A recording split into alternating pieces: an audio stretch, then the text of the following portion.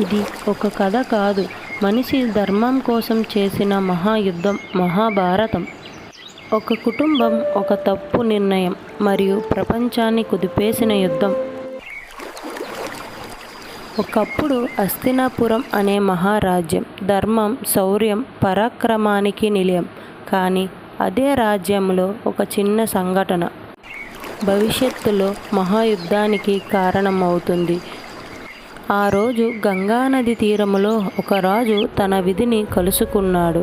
అతనే సంతాను మహారాజు మరియు అతను జీవితాన్ని శాశ్వతంగా మార్చేసిన ఆ స్త్రీ గంగ.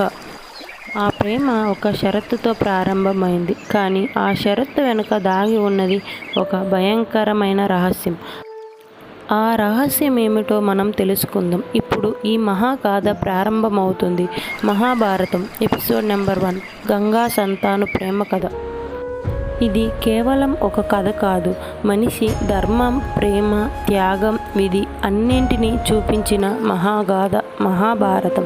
ఒకప్పుడు హస్తినాపుర రాజు సంతాను ఒకరోజు గంగా నది తీరంలో సంచరిస్తూ ఉండగా ఒక అపూర్వ సౌందర్యం అతని కళ్ళను ఆకర్షించింది. ఆమె గంగా దేవత స్వరూపిణి. సంతాను ఆమెను చూసిన క్షణమే ప్రేమలో పడిపోయాడు. ఆమెను వివాహం చేసుకోవాలని కోరుకున్నాడు. కానీ అది ఒక సాధారణ స్త్రీ కాదు. ఆమెను చూసిన క్షణమే కాలం ఆగిపోయినట్టు అనిపించింది. ఆమె గంగ, దేవలోకం నుంచి భూమికి వచ్చిన మహాశక్తి. సంతాను హృదయం ఆమె కోసమే కొట్టుకుంది. ఆమె లేక జీవితం అసాధ్యం అనిపించింది. కానీ ప్రేమ ఎప్పుడూ సులభం కాదు కదా. గంగ ఒక మాట చెప్పింది, నన్ను పెళ్లి చేసుకోవచ్చు, కానీ ఒక షరతు ఉంది. నువ్వు ఎప్పుడూ నన్ను ఏ ప్రశ్న అడగకూడదు, ఏం చేసినా ఎలాంటి సందేహం పెట్టకూడదు. ఆ ప్రేమలో మునిగిపోయిన సంతాను ఆలోచించకుండా ఒప్పుకున్నాడు.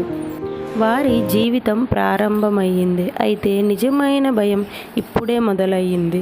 మొదటి బిడ్డ పుట్టింది. రాజ్యంలో ఆనందం వెల్లవిరిసింది. కానీ అదే రాత్రి గంగ ఆ శిశువును నదిలోకి విసిరేసింది. సంతాను గుండె ముక్కలైపోయింది. కానీ తన మాట గుర్తొచ్చింది. ఆ మాటకు కట్టుబడి అడగలేకపోయాడు.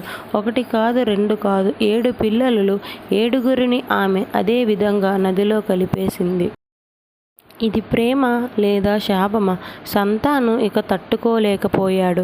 8వ బిడ్డ పుట్టినరోజు అతను ఇక మౌనంగా ఉండలేకపోయాడు.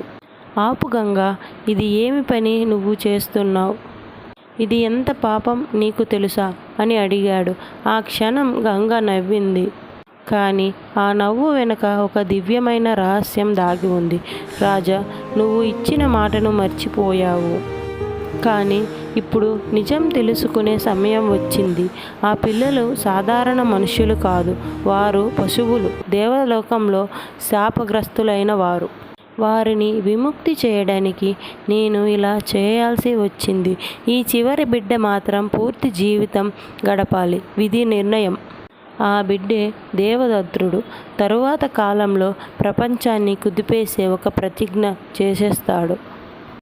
ఇది మొత్తం చెప్పి గంగ ఆ బిడ్డని తీసుకొని అదృశ్యం అయిపోయింది. ఇది కేవలం ఆరంభం మాత్రమే కాదు. ముందుకు ఏమవుతుంది? ఒక కుమారుడు తన తండ్రి కోసం ఎంతటి త్యాగం చేయబోతున్నాడు?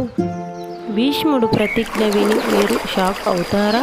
ఇలాంటి రహస్యాలతో నిండిన మహాభారత కథను మిస్ కాకుండా ఉండాలంటే ఇప్పుడే సబ్స్క్రైబ్ చేయండి. ఎందుకంటే ముందున్నది చరిత్ర మార్చే కథ.